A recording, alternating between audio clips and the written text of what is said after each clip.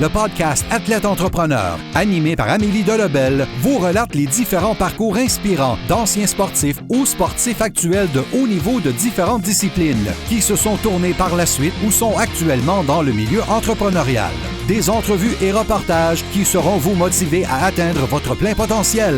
Le podcast Athlète Entrepreneur, des cheminements à découvrir.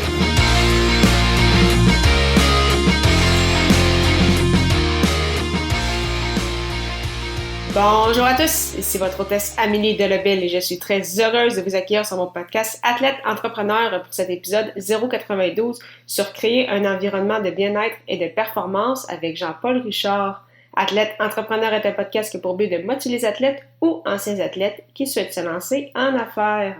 Avant de vous parler de mon invité du jour, je voulais vous parler de la formation de l'Académie du podcast lancée par l'entrepreneur Marco Bernard. Il s'agit de la seule formation francophone au monde qui vous permet non seulement de lancer votre podcast, mais également de le monétiser. Pour plus d'informations, simplement allez au ameliedelebel.com/lancer son podcast, lancer ER. Pour cette émission, j'ai le plaisir de discuter avec Jean-Paul Richard, un ancien entraîneur olympique en ski acrobatique et entrepreneur. Il est le cofondateur du cabinet de coaching Reroute et le fondateur d'une nouvelle entreprise, Tangible Performance. Le père de famille est également conférencier. Sans plus attendre, je vous laisse à cette entrevue. Bonne écoute! Alors, je suis actuellement avec mon invité du jour, Jean-Paul Richard. Salut JP, comment ça va? Ça va bien. Merci de ton invitation, Amélie. Mais merci à toi de l'avoir accepté. Est-ce que tu pourrais nous expliquer ton parcours sportif de ton tout jeune âge jusqu'à aujourd'hui? Oui, absolument. Regarde, moi, quand j'étais quand même assez jeune, peut-être aux alentours de 8 ans, j'ai commencé à skier.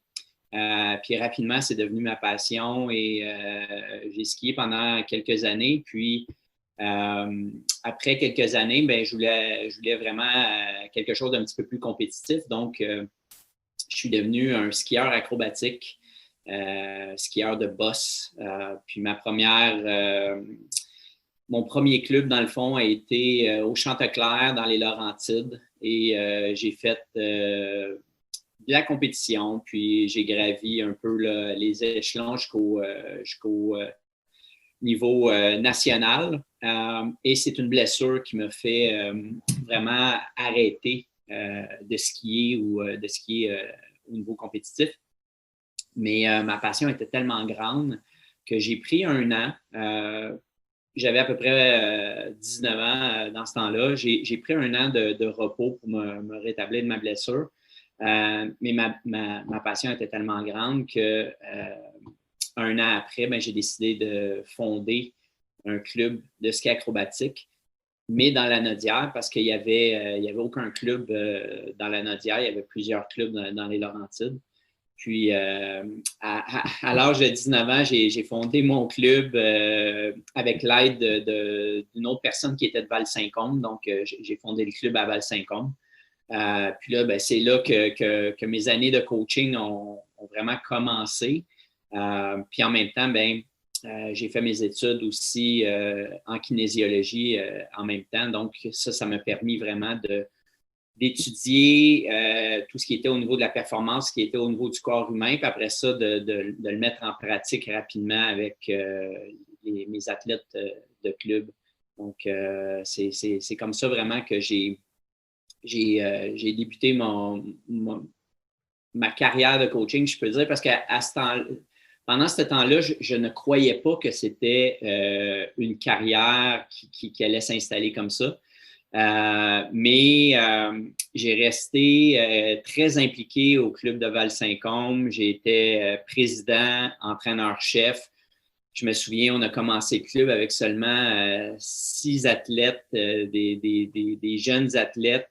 On avait aussi un programme pour les adultes aussi. J'enseignais aux adultes à skier les bosses. Puis, c'est comme ça que j'ai développé ma passion. Et le club a vraiment grossi.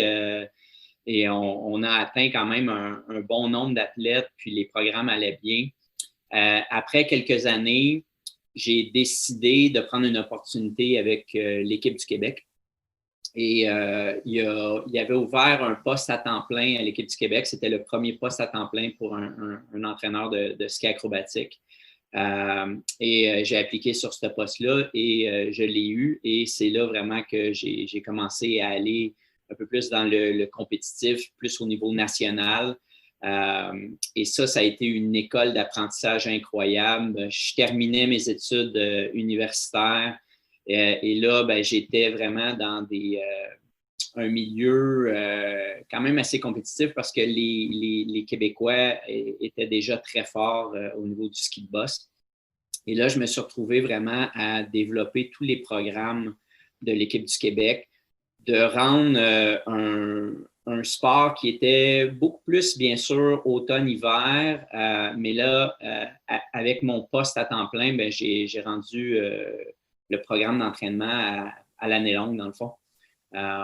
Et j'ai resté 8 ans avec l'équipe du Québec. Donc, beaucoup d'expérience, travailler beaucoup avec les jeunes, la jeune génération, les développer. Puis c'est là qu'on voit comment c'est important de travailler avec les jeunes, de vraiment construire des bases solides pour les voir après ça atteindre un niveau beaucoup plus élevé, puis les voir performer sur la scène internationale. Donc, c'est vraiment avec l'équipe du Québec que j'ai fait mes classes.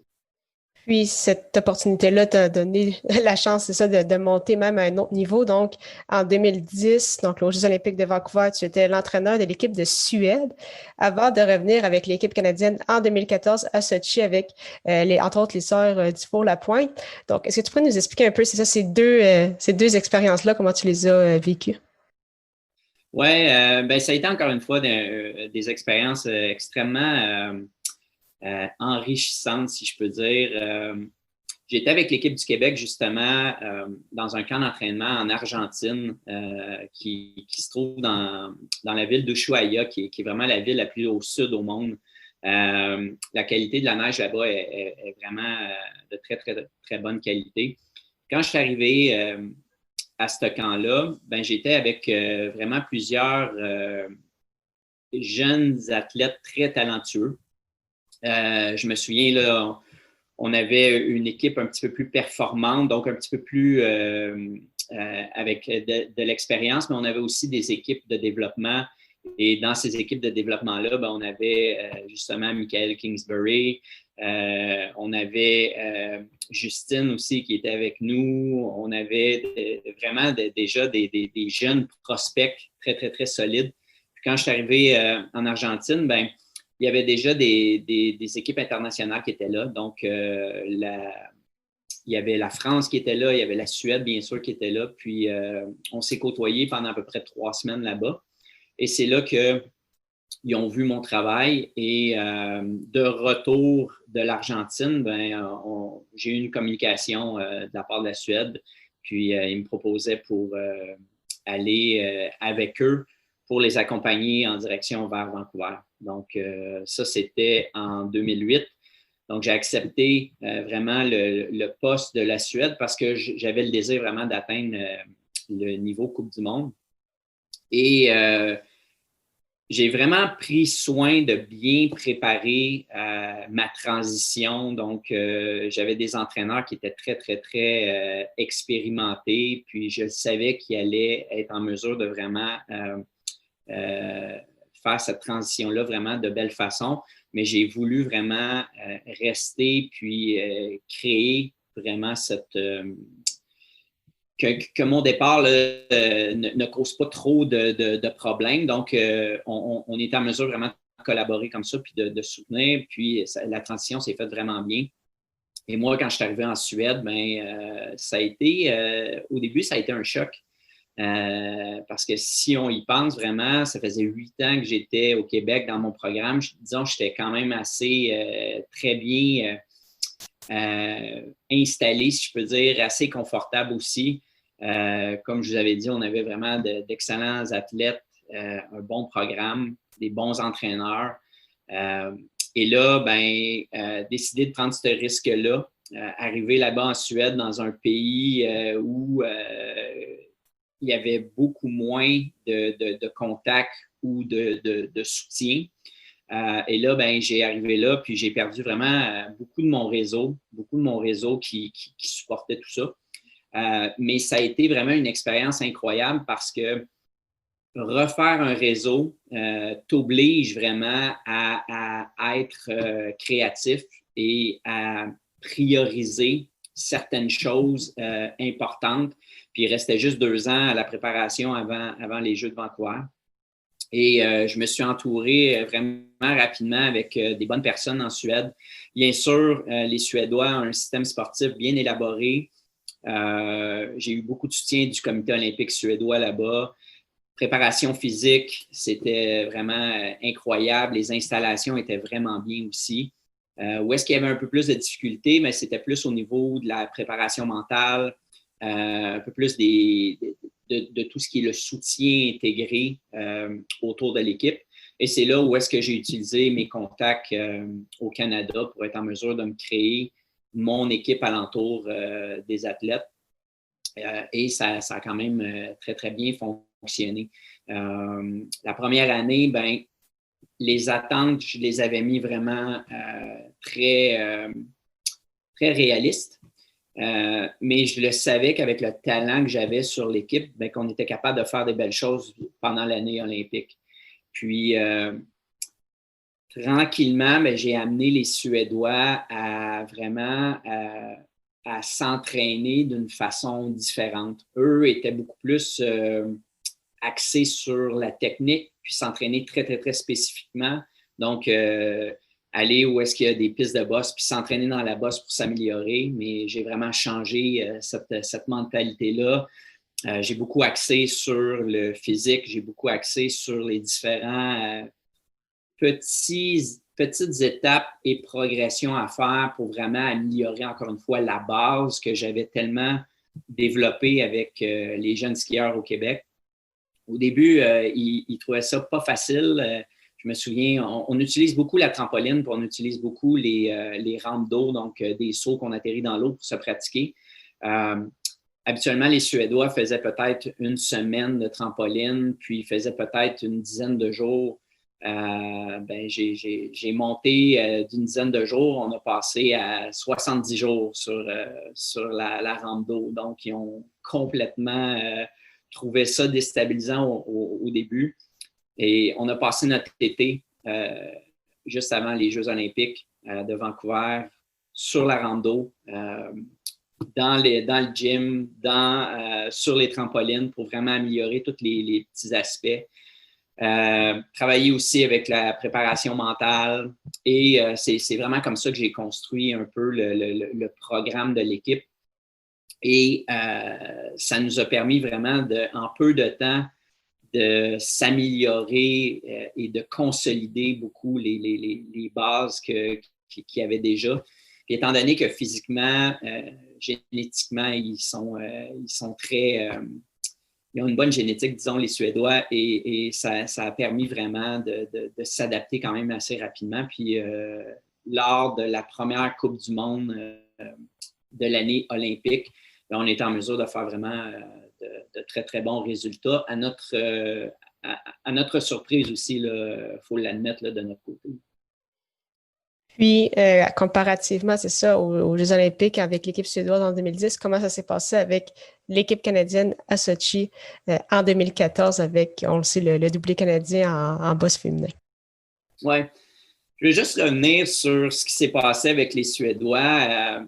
Dans le fond, quand je vous disais qu'on a eu vraiment des résultats au début de l'année olympique, bien, la première Coupe du monde était en Finlande et on était supposé avoir une compétition en Chine cette année-là, mais elle a été annulée. Donc, ils ont décidé de faire 2 Coupes du monde au même endroit, en Finlande. Puis, la première Coupe du monde, ben, on s'est quand même assez bien qualifié, mais on a eu une très, très bonne finale. Puis ça nous a permis d'aller chercher la victoire. C'était la première victoire de la Suède depuis plusieurs années. Puis ça nous a agréablement surpris. Puis ça a été super le fun. Puis c'est là où est-ce que j'ai vu tout le temps et le changement, malgré certaines résistances. Ben là, on voyait vraiment que ça avait vraiment eu un impact. Non seulement au niveau des résultats, mais au niveau du comportement, au niveau du processus que les athlètes étaient en mesure vraiment d'activer et de travailler. Puis ça, j'en étais vraiment très, très fier. Et ensuite de ça, 2 jours plus tard, ben, on a l'autre compétition. Et encore une fois, la qualification, c'est quand même assez bien fait. Mais j'ai vu une opportunité pendant la finale. Et on avait quand même une très bonne relation avec un des athlètes qui s'appelait Jesper Bjørnlund. Et on s'est vraiment préparé, puis on avait déjà un momentum à cause de la victoire qu'on avait eue 2 jours avant. Et j'ai vu une opportunité de réduire encore une fois notre vitesse et d'être un petit peu plus agressif à un endroit du parcours. Et Jesper a fait le travail et ça nous a donné une 2e victoire de suite aussi. Donc, ça a été quelque chose de, encore une fois, ça, c'était plus une surprise parce qu'on savait vraiment le potentiel avec la victoire qu'on avait eue, mais une double victoire en débutant l'année olympique avec une équipe que l'année d'avant, personne ne croyait qu'elle allait être quelqu'un qui pouvait vraiment avoir du succès aux Jeux olympiques de Vancouver, mais ça a été super agréable. Mais en tant qu'entraîneur, ça l'a aussi apporté son lot de distractions. Donc, quand tu es 10e au monde, ben, tu as un travail à faire, puis ton travail, ben, c'est d'essayer d'atteindre le plus haut sommet. Mais quand tu quittes les 2 premières Coupes du monde avec le maillot jaune, puis là que tu commences l'année olympique avec le titre de homme vraiment et défendre, dans le fond, la position que tu as, mais ça rajoute beaucoup de pression. Donc, en tant qu'entraîneur, c'était à mes premiers Jeux olympiques, mais j'ai dû composer avec ça. Et il y a certains facteurs que peut-être que je n'ai pas mis assez d'emphase dessus, dont le côté préparation mentale, le côté des émotions, donner vraiment une place à l'athlète dans tout ça. On a été vraiment en direction vers Vancouver et on est arrivé au Jeux de Vancouver avec la 2e place, donc avec le maillot numéro 2. Et bien sûr, ben, toute l'attention était sur nous aux Jeux olympiques de la part des médias suédois, étant donné qu'on était vraiment potentiel de médaille. Et là, c'est là où est-ce que la pression était quand même assez forte et on a eu plusieurs distractions et Jesper était qualifié 5e, mais juste au dernier moment, ben, a senti que la neige était d'une qualité différente et a décidé de changer la stratégie qu'on avait mis en place. Et au lieu de skier dans le temps qui était supposé de skier, mais il a skié 1 seconde plus lent. Et au lieu d'être sur le podium, ben, ça l'a mis 8e. Donc, contre-performance qui nous a vraiment secoués. Et on a pris une transition après les Jeux olympiques, puis on a vraiment essayé de comprendre qu'est-ce qui s'était passé. Puis la réponse est venue lors de la course qui était la suivante, qui était au Japon. On était en direction vers Tokyo dans un train, puis Jesper m'a regardé, puis il m'a expliqué pourquoi qu'il avait décidé de changer. Puis en frottant ses skis sur la neige, il avait vu que la neige était plus rapide, donc il pensait que de ne pas pousser allait lui permettre d'être sur le podium beaucoup plus facilement que s'il prenait un risque et peut-être risquer de faire une chute. Et ça, en tant qu'entraîneur, m'a beaucoup touché et m'a permis énormément de faire de l'introspection parce que je croyais que c'était différentes choses qui avaient créé cette contre-performance-là.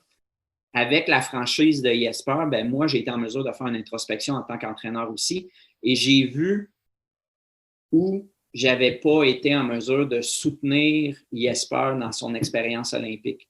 Et des fois, c'est facile à dire que les athlètes sont seuls dans la piste et c'est eux qui sont responsables du résultat.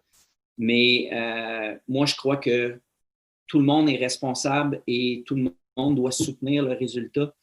Et en tant qu'entraîneur, ben, j'ai vu les endroits où est-ce que je n'étais pas présent pour Jesper, où est-ce que je n'ai pas donné assez de place au niveau de la façon qu'il pouvait contribuer à sa performance ou à son plan. Je croyais que j'étais l'entraîneur, donc je devais avoir le plan et guider le plan. Et ça m'a permis vraiment d'apprendre énormément. Puis des fois dans la vie, on obtient une deuxième chance assez rapidement. Puis cette deuxième chance-là est venue sur notre second sommet de performance qu'on avait dans la saison. On avait les Jeux olympiques, bien sûr, qui étaient au mois de février. Puis au mois de mars, on avait la compétition en Suède, à Åre, dans la ville natale de Jesper. Et ce que j'ai fait, j'ai changé mon approche. Au lieu d'être un peu plus directif avec le plan, j'ai laissé énormément de place à Jesper. Et je me rappelle qu'on était dans une chaise, on montait pour la finale. Chose très drôle, c'est qu'on était qualifiés à la même endroit comme aux Jeux olympiques. On était qualifiés en 5e position. En posant une question, j'ai juste demandé comment tu vas te préparer pour la descente. Puis c'est lui qui m'a apporté toutes les solutions.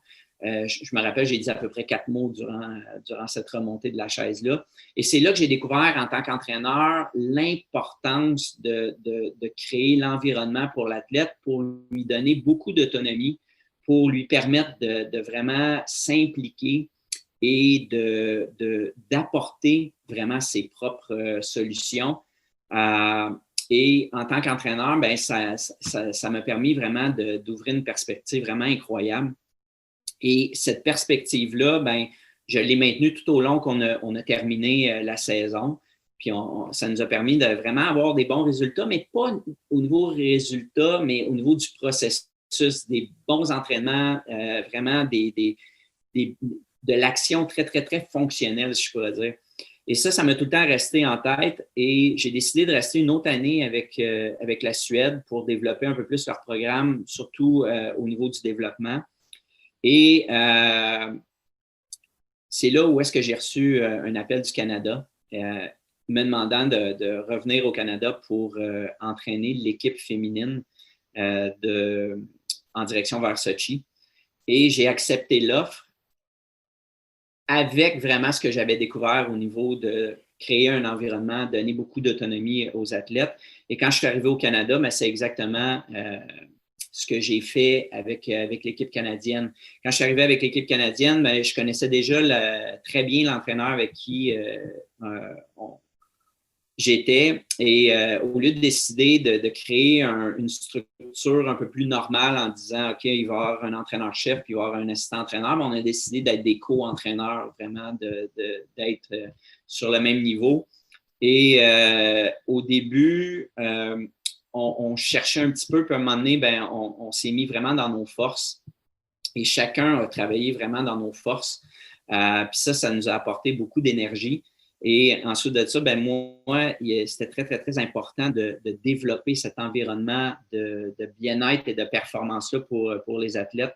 Et c'est là qu'en direction vers Sochi puis notre plan olympique, on a développé un partenariat avec l'Université du Québec à Montréal pour vraiment qu'un professeur qui est spécialisé en motivation vienne nous aider à créer cet environnement-là.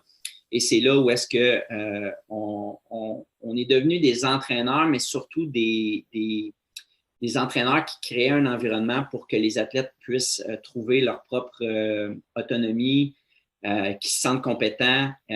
Puis l'esprit d'équipe est très, très, très important pour nous autres pour que ça soit le plus fonctionnel puis qu'on se dirige vers les Jeux olympiques avec une énergie vraiment optimale au niveau de la motivation. Donc, c'est vraiment comme ça que j'ai développé et que j'ai approché le plan olympique en direction vers Sochi. Effectivement, et cette formule-là a très bien fonctionné. Donc, médaille d'argent et d'or. Donc, ça a été un doublé assez marquant. En tout cas, au Canada, mais au Québec, certainement particulièrement. En tout cas, je m'en souviens d'avoir vu ce moment-là. C'était vraiment, vraiment incroyable. Et tu parlais de l'importance d'un environnement de bien-être et de performance. Et c'est d'ailleurs ces deux éléments clés-là qui t'ont certainement inspiré à fonder ta plus récente entreprise Tangible Performance. Est-ce que tu pourrais nous en parler davantage? Oui, absolument. Tout ce que j'ai découvert en étant un entraîneur, puis quand tu es un entraîneur, puis les gens qui sont entraîneurs, ben, ils comprennent bien ça. C'est vraiment avoir la responsabilité justement de soutenir les athlètes, de créer les environnements où l'atmosphère optimale pour les voir s'améliorer. Ben, tout ça, ça fait partie de l'invisible de la performance que j'aime appeler. Bien sûr, on travaille beaucoup sur le physique, sur la technique, qui est plus le visible de la performance. Avec l'analyse vidéo et tout ça, on peut voir le visible, mais tout ce qui est au niveau des émotions, tout ce qui est au niveau de la psychologie, de la tactique, tout ça fait partie de l'invisible de la performance. Et j'ai tellement appris en étant entraîneur, en travaillant avec la motivation, en voyant les athlètes atteindre leur sommet de performance, mais après les Jeux olympiques, étaient fatigués, mais étaient très bien au niveau mental et physique. Travailler avec une grande équipe aussi, mais ça m'a permis vraiment de développer une compréhension au niveau de la performance humaine. Ensuite de ça, quand j'ai mis fin à ma carrière d'entraîneur, ben j'ai travaillé en tant que gestionnaire avec le comité olympique. J'ai eu à supporter, au lieu des athlètes, ben, supporter des entraîneurs et à découvrir cet invisible aussi de la performance-là. Et pour moi, c'était vraiment important de tout ce que j'ai appris sur le terrain avec une expérience qui est quand même assez unique, si je peux dire, au niveau des Olympiques, mais on voulait le transférer puis on voulait aider d'autres milieux. Et c'est là où est-ce qu'on a fondé un collectif qui s'appelle Reroute, qui enseigne toutes ces habiletés de communication pour créer une motivation optimale. Et ça fait 3 ans que Reroute existe et qu'on a formé différentes cohortes d'entraîneurs et de gestionnaires à apprendre une communication bienveillante. Et j'avais toujours le désir de continuer le coaching que je faisais avec les athlètes et leur permettre de créer cet environnement-là. Et c'est là où est-ce que Tangible Performance est arrivé. Et c'est là où est-ce que j'ai développé Tangible Performance. Et ça a été beaucoup développé lors du confinement au printemps 2020. Donc, j'ai soutenu une cohorte d'entraîneurs pour vraiment leur permettre d'avoir un soutien dans une situation qui était complètement extraordinaire, où est-ce que tout le monde perdait leur repère. Plusieurs entraîneurs voyaient les Jeux olympiques qui venaient d'être annulés, toutes leurs compétitions étaient annulées, tout était changé. Donc, je suis arrivé et ce que j'ai fait, c'est que j'ai créé vraiment des séances et encore une fois, un environnement pour voir les entraîneurs être en mesure de parler de leurs enjeux, obtenir le soutien de leurs collègues. Et moi, j'étais facilitateur là-dedans. Donc, par des enseignements et de la facilitation, je leur ai permis de vraiment trouver leurs propres solutions, trouver des nouvelles façons créatives de supporter leurs athlètes. Et tout ce travail-là, ça a permis de vraiment créer Tangible. Donc, encore une fois, ce que j'ai fait avec les entraîneurs, c'est beaucoup de l'intangible.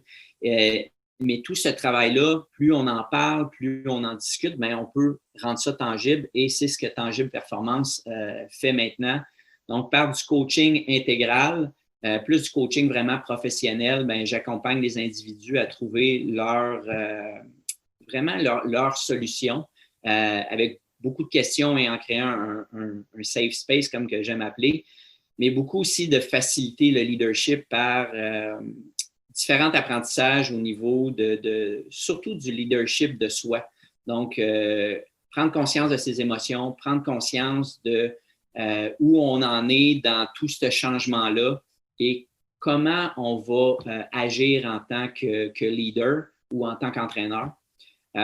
Puis à la suite de ça, de s'assurer de vraiment avoir une autorégulation de haute qualité en tant que gestionnaire ou en tant qu'entraîneur pour par la suite être en mesure de créer cet espace-là pour nos athlètes ou nos employés. Donc, c'est vraiment ce que Tangible offre présentement. Puis, par différentes façons, par différents événements, j'essaie de vraiment créer une communauté de ce leadership-là qui est basée sur la science et qui est basée sur la vraiment le bien-être, parce que quand on y pense vraiment, puis c'est ce que la littérature dit, plus un athlète ou un employé va être bien, bien, plus il va être en mesure de vraiment atteindre sa performance à lui. Et ça, c'est bon pour n'importe quelle équipe ou n'importe quelle organisation. Et moi, je suis convaincu parce que c'est ce qui s'est passé à Sochi et c'est ce que je n'avais pas eu la chance de faire à Vancouver. Donc, j'ai 2 expériences olympiques très différentes, mais ça me permet de vraiment enseigner et expliquer par des images très fortes aux gestionnaires et aux entraîneurs comment ils peuvent accompagner leurs athlètes et les voir vraiment s'épanouir et s'améliorer le plus possible. Super projet. Ce serait quoi tes objectifs pour les prochaines années avec Tangible Performance? Bien, c'est sûr que présentement, les objectifs, c'est d'aller vraiment accompagner et soutenir les personnes que présentement, ils sont dans des défis vraiment grands, où ils ont un peu de difficulté à voir comment ils peuvent vraiment s'adapter à tout le changement présentement. Donc, moi, j'arrive exactement comme j'arrivais avec mes athlètes. Quand mes athlètes arrivaient dans une situation très intense ou même aux Jeux olympiques, les Jeux olympiques, c'est chaotique, il y a tellement de distractions. Maintenant, on est dans une situation stressante aussi avec la situation qu'on est présentement. Mais c'est vraiment d'accompagner et d'aider les personnes qui sont en position ou qui ont des responsabilités et que des fois, on le dit souvent, les personnes qui ont des responsabilités, bien, des fois, ils peuvent se sentir un peu plus seuls ou avec leurs décisions. Donc, moi, c'est d'arriver et de les accompagner là-dedans et de leur faire voir leurs angles morts, leur faire voir qu'il y a différentes opportunités dans certaines situations et souvent, juste d'avoir cet accompagnement-là, ben, va les aider beaucoup. Donc, c'est ce que je veux faire présentement avec Tangible. Puis, Tangible, ce que ça fait aussi, c'est que ça prépare vraiment à découvrir ce leadership-là. Puis, par la suite, ben, on peut vraiment aller plus loin avec les enseignements, dont les enseignements qu'on fait au niveau de la communication bienveillante avec Reroute. Donc, c'est autant au niveau du sport, accompagner les entraîneurs, autant accompagner les gestionnaires en groupe ou bien en plus de façon individuelle avec du coaching. Mais en groupe, ce qui est super intéressant, c'est d'utiliser le co-développement aussi par les cercles de coaching qu'on appelle. Donc, utiliser l'intelligence collective, de mettre les gens alentour d'une table auparavant. Maintenant, on met les gens alentour d'un Zoom ou peu importe la plateforme qu'on a, mais ça marche super bien aussi, là, même à distance. Et de voir les gens, en se posant des questions, en s'appuyant, bien, trouver un appui, un soutien, puis ça leur permet vraiment d'aller vers des solutions qui n'étaient même pas envisagées avant. Donc, c'est vraiment ce que je veux faire avec Tangible. Puis, bien sûr, le mot l'indique, puis c'est pour ça que j'ai choisi ce nom-là. Je veux faire vraiment un impact tangible dans les différents milieux, que ce soit des gestionnaires ou des entraîneurs dans le sport. Mais merci beaucoup, JP, pour cette belle entrevue. Avant de la terminer officiellement, j'ai quelques petites questions en rafale. La première, c'est quelle est la chose la plus importante que le sport t'a enseigné? Bien, pour moi, le sport, c'est des hauts et des bas. Il faut rester optimiste. C'est une des premières choses que j'ai appris quand même assez jeune en tant qu'entraîneur, mais plus j'avançais dans ma carrière, mais plus de rester optimiste puis de tout le temps dire qu'on va trouver une solution. Puis quand on trouve une solution, quand on y pense, c'est qu'on innove. Donc, cette espèce d'être optimiste et d'innover en même temps, ben, j'ai appris beaucoup par le sport et je le transfère maintenant dans le monde de l'entreprise. Quel est ton plus beau souvenir sportif, que ce soit comme athlète ou comme entraîneur? C'est sûr que j'en ai beaucoup là, de souvenirs. Tous les voyages qu'on a fait, la chance que j'ai eue de parcourir le monde et de voir vraiment différents endroits sur la planète, puis de différentes cultures, ça, c'est tout le temps des beaux souvenirs. Je te dirais que mon expérience suédoise a été une expérience qui m'a transformé en tant qu'entraîneur, puis en tant que gestionnaire, je pourrais dire aussi. Puis, je sais que tu m'as demandé un moment, mais c'est sûr que les Jeux de Sochi ont été très, très, très spécial. Puis cette soirée du 8 février 2014, mais je vais m'en rappeler longtemps. Puis, ma dernière question, c'est quel serait ton meilleur conseil pour un athlète ou un ancien athlète qui se lance en entrepreneuriat? Mais je pense que c'est quand on se lance, on a tout le temps un peu certains doutes, on a tout le temps certaines craintes. Faut pas se le cacher, mais on n'en parle pas souvent, mais on a aussi un peu le syndrome de l'imposteur. Et c'est de se rappeler que tout ce qu'ils ont fait dans leur carrière sportive, c'est des habiletés vraiment uniques, précieuses, parce que c'est leur expérience à eux, et de vraiment de commencer. Peu importe c'est où, de commencer petit, moyen, avec grande envergure, mais c'est de commencer, puis de commencer le momentum, de commencer à créer cette roue-là ou ce cercle vertueux-là. Et une fois que c'est parti, par la suite, on va vraiment s'accomplir là-dedans, un peu comme une carrière sportive. Donc, c'est vraiment de débuter, aussi petit soit-il, mais de débuter et de se faire confiance. Mais c'est parfait, mais merci beaucoup, JP, encore une fois, pour ton temps. C'était vraiment très, très intéressant. Mais ça me fait un grand plaisir, puis à bientôt, Amélie. Merci beaucoup encore une fois à Jean-Paul Richard pour son temps et en souhaitant que vous ayez apprécié ce 92e épisode officiel d'Athlète Entrepreneur. Si c'est le cas et que vous pensez qu'il pourrait aider ou inspirer une personne de votre entourage, partagez-lui. La semaine prochaine, je reçois Stéphano Lani, un ancien hockeyeur qui est dans le domaine entrepreneurial depuis déjà plus de 20 ans. Il est entre autres copropriétaire du centre Perform Plus et de la station organique. Ne manquez pas ça!